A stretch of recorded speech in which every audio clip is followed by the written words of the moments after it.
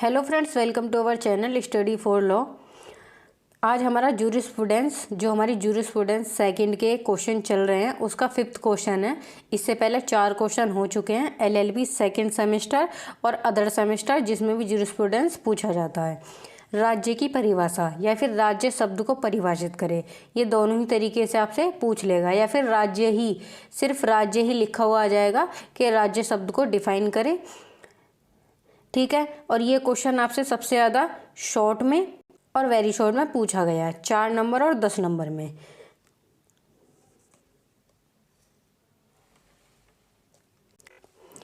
राज्य शब्द की उत्पत्ति स्टेटस से हुई है, जिसका शाब्दिक अर्थ है प्रास्थिति, अर्थात किसी व्यक्ति या व्यक्तियों के निकाय की प्रास्थिति। राज्य के विषय में विद्वानों के विचार भिन्न भिन्न हैं। अनेक विधिवेताओं ने राज्य की परिभाषा अपने अपने ढंग से प्रस्तुत की है। विधि के अंतर्गत इसे कृत्रिम व्यक्तित्व आर्टिफिशियल पर्सनैलिटी प्रदान की गई है। प्रमुख विधिवेताओं ने राज्य की परिभाषा इस प्रकार की है। पहले विधिवेता हैं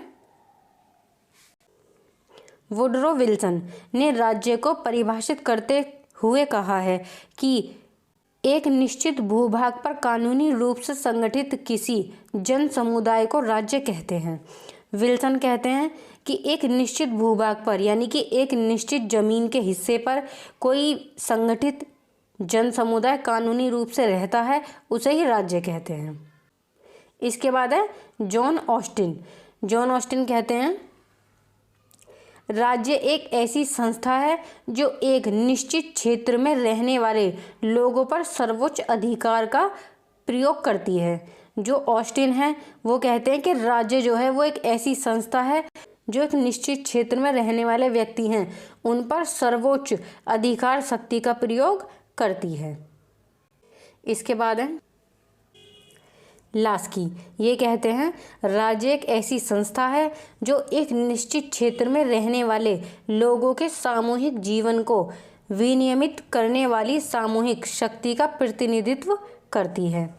फिर है हॉलैंड की परिभाषा के अनुसार राज्य एक ऐसा संगठन है जिसमें कई लोगों का समूह होता है। जो राज्य है वो एक ऐसा संगठन है, एक ऐसा ग्रुप है जिसमें कई लोगों का समूह होता है, जिसके नियंत्रण में एक निश्चित क्षेत्र होता है और जिसमें अधिकांश लोगों या एक विशेष समूह के लोगों की इच्छा का प्रभाव होता है। यह परिभाषा राज्य के 4 मुख्य तत्व जैसे कि जनसंख्या, क्षेत्र, सरकार और स्वतंत्रता को शामिल करती है। बेंथम ने राज्य को परिभाषित करते हुए कहा है कि जब प्रजा किसी ऐसे व्यक्ति या व्यक्तियों के समूह की आज्ञा का पालन करती है जिन्हें हम प्रशासक कहते हैं एडमिनिस्ट्रेटर को, जो शासन करता है, और उसकी हम आज्ञा का पालन करते हैं, तो ऐसी प्रजा और प्रशासक के सम्मिलित स्वरूप को राजनीतिक समाज या राज्य कहा जाता है। ठीक है, आगे देखते हैं। इसके बाद है इसके आवश्यक तत्व। अगर ये क्वेश्चन आपसे 10 नंबर में शॉर्ट में पूछा जाए तो आप इसकी 2-3 डेफिनेशन और इसके आवश्यक तत्व लिख देना। ठीक है, और अगर ये आपसे 4 नंबर में पूछा जाए, वेरी शॉर्ट में पूछा जाए, तो सिर्फ 1 या 2 डेफिनेशन लिख के और इसके आवश्यक तत्व के 4 नाम लिख देना यहाँ तक, बस इतना ही लिखना वेरी शॉर्ट में, और 1 पेज में ये इजीली आ जाएगा। राज्य के आवश्यक तत्व, एसेंशियल एलिमेंट ऑफ स्टेट। राज्य की उपयुक्त परिभाषाओं से यह स्पष्ट है कि राज्य के लिए कुछ तत्वों का होना आवश्यक है। यदि इन तत्वों में से एक भी तत्व की कमी हो तो ऐसे जन समुदाय को राज्य नहीं कहा जा सकता। राज्य में निम्नलिखित 4 तत्वों का होना अनिवार्य है। जो एक राज्य है उसके लिए इन 4 तत्वों का होना आवश्यक है, तभी एक राज्य बनता है। सबसे पहले क्या चाहिए? जनसंख्या, पॉपुलेशन। कोई भी राज्य है, कोई भी देश है, उसके लिए सबसे पहले चाहिए पॉपुलेशन। फिर उसके लिए एक भूभाग, एक निश्चित भूभाग होना चाहिए, टेरिटरी होनी चाहिए, और उस राज्य को चलाने के लिए एक सरकार होनी चाहिए, गवर्नमेंट, और फिर उसमें वो शक्ति होनी चाहिए, वो जो राज्य है उसके पास पावर होनी चाहिए उस स्टेट को चलाने के लिए। संप्रभुता शक्ति, सॉवरेनिटी पावर। ठीक है।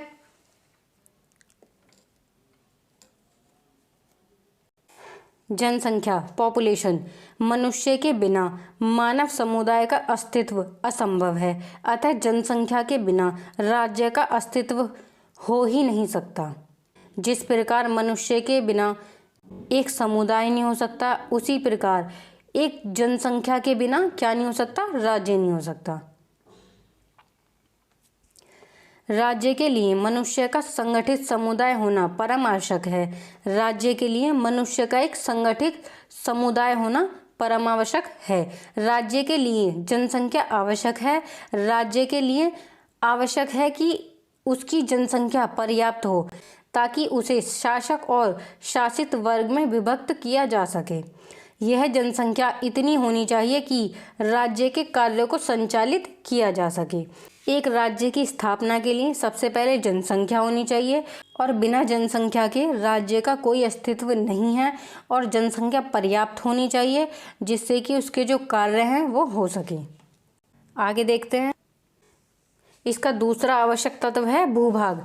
राज्य के लिए एक निश्चित भूभाग होना आवश्यक है जहां कुछ लोग स्थायी रूप से रहते हों। जो एक राज्य है उसके निर्माण के लिए सबसे पहले जनसंख्या होनी चाहिए और उस जनसंख्या के रहने के लिए एक निश्चित भूभाग होना चाहिए जिसमें वो जनसंख्या जो लोग हैं वो स्थायी, वो परमानेंट रूप से वहाँ रह रहे हों। राज्य के भूभाग के क्षेत्रफल के संबंध में कोई निश्चित नियम नहीं बनाए जा सकते। जो राज्य के लिए भूभाग चाहिए उसके क्षेत्रफल के लिए कोई निश्चित नियम नहीं बनाए जा सकते।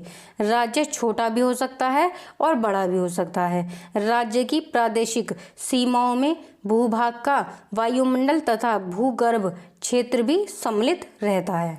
ठीक है। इसके बाद है सरकार। राज्य को चलाने के लिए एक सरकार होनी चाहिए, गवर्नमेंट।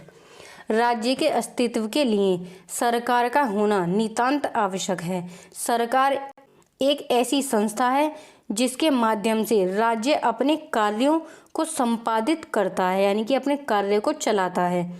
प्रजा को नियंत्रण में रखने के लिए राज्य द्वारा कानूनों का निर्माण किया जाता है तथा उन्हें लागू किया जाता है।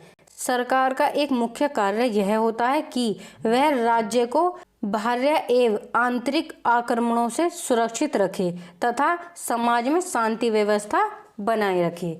अब राज्य के निर्माण के लिए सबसे पहले जो उसके आवश्यक तत्व हैं उसमें हमें जनसंख्या चाहिए। जनसंख्या के बाद हमें एक निश्चित भूभाग चाहिए। फिर उस राज्य को चलाने के लिए एक सरकार चाहिए जो वहाँ पे कंट्रोल रख सके, मतलब नियंत्रण रख सके और नियम कानून बना सके। इसके बाद है संप्रभुता, सोवरेनिटी। संप्रभुता शक्ति राज्य का सबसे महत्वपूर्ण तत्व है। जो संप्रभुता है, जो सोवरेनिटी है, वो राज्य का सबसे महत्वपूर्ण तत्व है जो राज्य के अस्तित्व को निर्धारित करती है। यह राज्य की स्वतंत्रता को दर्शाती है, जिसका अर्थ है कि राज्य में कोई अन्य शक्ति नहीं होनी चाहिए और विदेशी नियंत्रण से मुक्त होना चाहिए। संप्रभुता शक्ति राज्य की सर्वोच्च शक्ति है। जो संप्रभुता है वो राज्य की सबसे सर्वोच्च शक्ति है और ये इसका एक महत्वपूर्ण अंग है। अगर राज्य के पास पावर ही नहीं होगी तो वो राज्य को कैसे चलाएगा।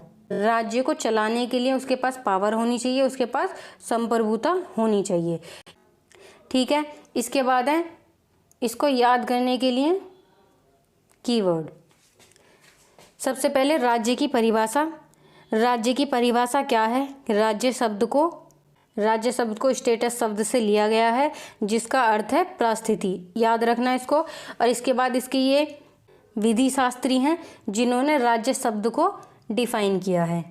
सबसे पहले हैं वुडरो विल्सन, जिन्होंने कहा है कि राज्य एक ऐसा संगठन है जिसके पास एक निश्चित भूभाग है और जिसमें कानूनी रूप से संगठित कोई समुदाय, कोई जन समुदाय रहता है। फिर है जॉन ऑस्टिन, संस्था राज्य एक ऐसी संस्था है जिसके पास एक निश्चित क्षेत्र है, ठीक है, और उस क्षेत्र में रहने वाले व्यक्तियों पर वह सर्वोच्च अधिकार रखती है। इसके बाद है लास्की।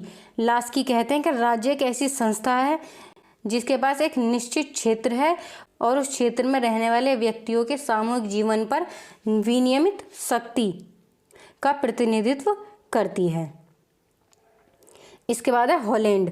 हॉलैंड कहते हैं कि राज्य जो है वो एक ऐसा संगठन है जो लोगों का एक समूह है और जिसमें विशेष समूह का प्रभाव रहता है। इसके बाद जेरेमी बेंथम, जिन्होंने कहा है कि राज्य की जो प्रजा है वो ऐसे व्यक्ति या व्यक्तियों के समूह की आज्ञा का पालन करती है जिन्हें हम प्रशासक कहते हैं, ठीक है। इसके बाद है इसके 4 आवश्यक तत्व। पहला, जनसंख्या, भूभाग, सरकार और संप्रभुता। जनसंख्या में बताया गया था जिस प्रकार मनुष्य के बिना एक समुदाय नहीं बन सकता, उसी प्रकार राज्य के लिए, राज्य के अस्तित्व के लिए मनुष्य का होना जरूरी है, मनुष्य का होना आवश्यक है और मनुष्य के बिना राज्य का जो अस्तित्व है वो नहीं है। फिर इसके बाद है कि भूभाग। जो भूभाग है उसके लिए एक निश्चित क्षेत्रफल होना चाहिए, एक क्षेत्र होना चाहिए जहाँ पर स्थायी रूप से लोग निवास करते हों। फिर सरकार है कि राज्य को चलाने के लिए एक सरकार होनी चाहिए जो उस पर कंट्रोल करने के लिए कानूनों का निर्माण और उसकी सुरक्षा करे। फिर है संप्रभुता। राज्य के लिए संप्रभुता सबसे महत्वपूर्ण आवश्यक तत्व है। इन चारों तत्वों के बिना राज्य का निर्माण नहीं हो सकता, ठीक है, याद रखना।